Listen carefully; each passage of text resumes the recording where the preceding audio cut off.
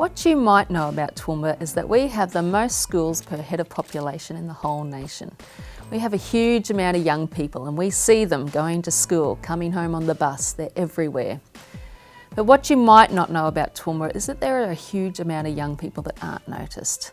Ones that are suffering with homelessness, suicide, mental health, drugs. And so today we're going to talk to Tobe, who works at Emerge. He's a life coach and his passion is to help these young people be seen and helped.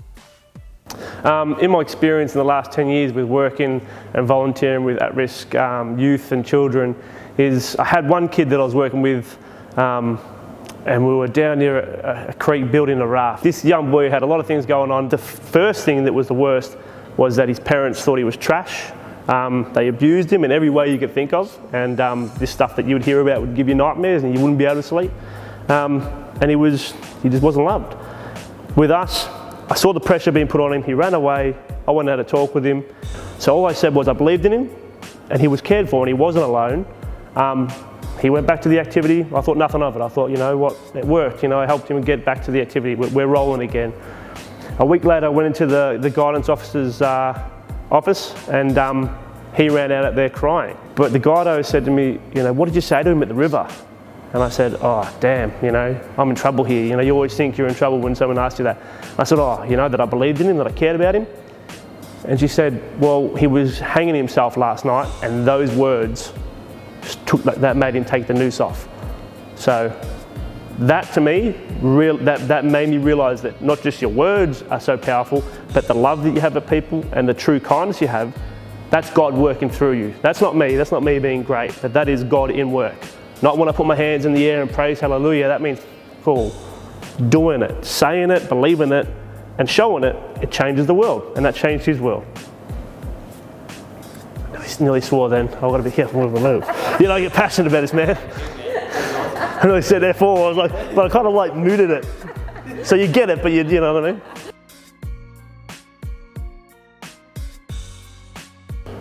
Seeing kids from 8 years old and up come into the hub where we work and train with young people that have nowhere to go.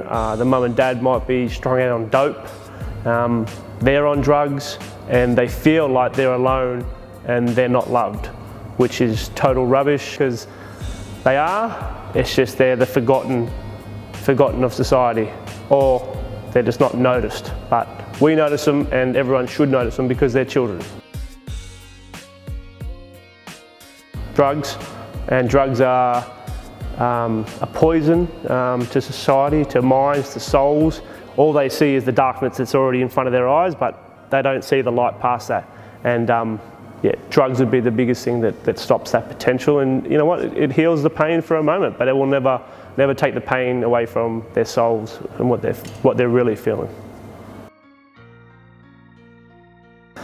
In the boxing gym at Emerge, what we teach the kids that exercise and boxing is a great way to channel all your pain and anger and all the stuff that you're feeling and utilise it in training. And boxing isn't about violence, so we don't teach violence. Violence has nothing to do with boxing. Boxing is two opponents that are just as good as each other, facing each other, both agreeing to do it and applying what they've learnt. Violence is going down the street and hitting someone because you're angry and you want to let your pain out on someone else. Boxing is a sport that teaches more about life than anything, I believe, because when you're in the boxing ring, you can't run, you can't hide. Okay, you have to face life. When you get hit, it sometimes hurts. Life isn't fair, it can suck. But what do you do after that? How do you roll with the punch and how do you get back up? What do you do when you're scared? What do you do when someone puts pressure on you? You have to stand your ground. And that teaches confidence, you know, self-worth, bravery, but it always teaches you just how to hold your own and that you are worthy of something. And you just can't always run away. You can't always leave and give up. That's why boxing is the perfect analogy for life. You can volunteer at Emerge, you can walk down the street, you can see the kids that are here, you can see the people that are in this town, but also just a smile, just a thought, just changing the way we think about our religion, our faith. Because it's all good to have faith, but if you actually don't act on it, if you don't do something about it, then it's wasted effort. It's like me trying to hop in a garage and just think that's going to make me a car. It doesn't work that way. You've actually got to do it. You come down, you see the kids, you're in Grand Central, wherever you are, lending a hand, lending buy some food, because those little acts of love go a long way. That one little word that you say to someone can change their whole life in one moment. There's no excuse why we can't do it.